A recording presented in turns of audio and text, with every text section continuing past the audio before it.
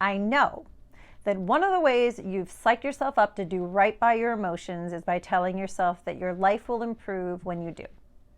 It will, vastly, exponentially, and amazingly. Perhaps not right away.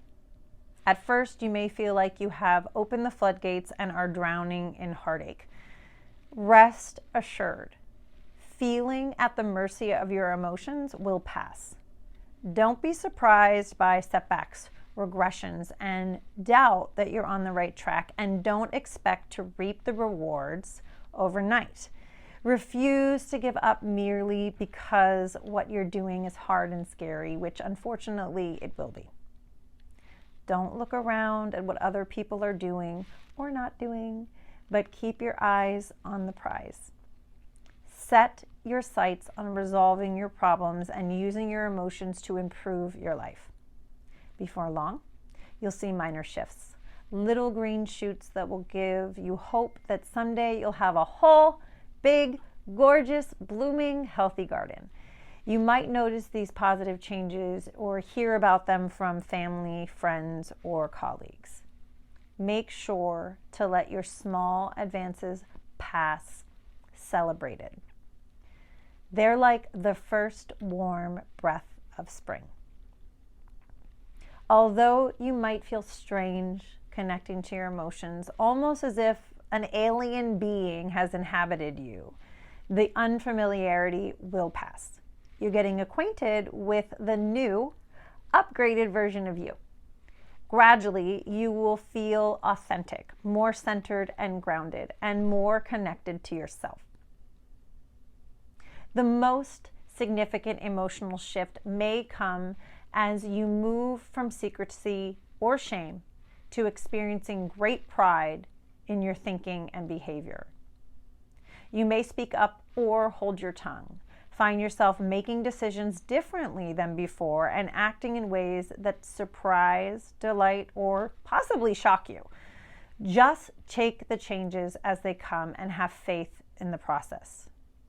You may go overboard for a while as you move towards your heart's desires. Prohibit others from taking advantage of you. Say what you think and feel, and make space and time for yourself. Or you might take tentative baby steps and feel your way cautiously and clumsily through the change process. There's no right or way to transform yourself.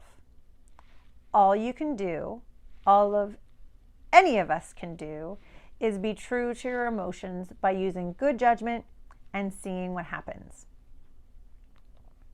When you start acknowledging and experiencing your emotions, feeling them at the heart level, you may have a stronger urge to express them, especially if you've been holding them in for a really long time. You may connect so strongly to specific emotions like hurt, disappointment, or loneliness that you need to say something to people who are causing you pain. Hopefully, a good number of them will appreciate you. However, many people may like the old you better. Meek, subservient, upbeat, not complaining, starving, or stuffing away your feelings. Your attitudes, opinions, and behaviors may alarm, annoy, mystify, surprise, amaze, shock, enrage, or please other people. Beware. Never let anyone else's reaction deter you from experiencing your inner truth and expressing it appropriately. Relationships may change as you reflect on your merits and frailties and decide that you're not a bad person. You'll be less likely to hang around people who don't take you seriously, disrespect your feelings, project their shame onto you, or try to manipulate your emotions and intentionally or unintentionally want you to buy into feeling worthless, incompetent, and like a failure. These folks may be uncomfortable and angry when you take responsibility only for what you've done and expect them to be accountable for their mistakes and shortcomings. They may withdraw from you or redouble their efforts to keep the relationship as unhealthy as it was. If you know you're being honest with yourself and one of you has to be unhappy in the relationship, please let it be the other person, not you. You must not take other people's reactions to your feelings as an indication that you shouldn't feel or express them. You have an inalienable right to your emotions, just as they have an inalienable right to theirs. Often, when you encounter an adverse reaction to your emotions, it's not because you've done something wrong or because you've done something right. You've broken through your fear of hurting others, and now they're uncomfortable or upset.